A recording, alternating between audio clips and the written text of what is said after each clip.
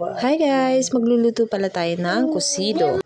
Magigisa muna pala tayo ng bawang. Ayan nga, bawang muna yung unang inilalagay at antayin muna natin mag golden brown at ilagay na natin ulit yung sibuyas.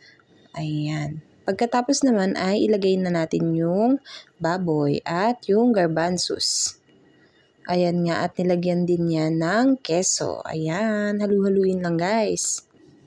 Ayan nga, at antayin lang natin maluto ng konti at lagyan natin ng pamintang durog. Ayan nga, at nilagay na ng nanay. Pagkatapos ay nilagay niya na rin yung tomato sauce. Ayan nga, at nag-add pa siya ng tomato sauce at naglagay ng Knorr cubes. Pagkatapos ay nag-add naman ng ketchup.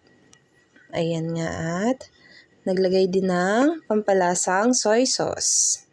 Ayan, tansya-tansya lang yan ng nanay. Pagkatapos ay hinulog niya na rin yung celery at yung pechay bagyo. Ayan nga, at magsama-sama na sila sa isang lagayan. Ayan nga, at hinalo-halo lang ulit ng nanay.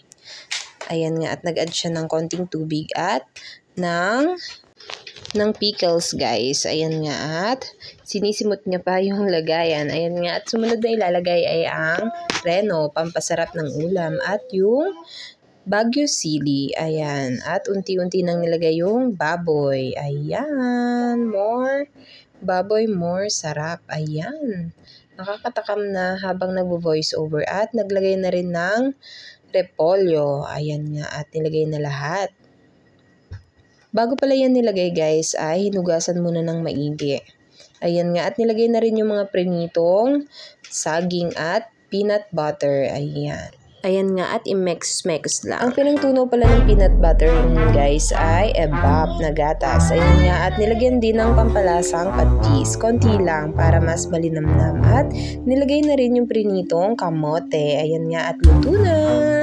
Yum, yum, yum. Sama-sama tayong matakam. Ayan, thank you for watching.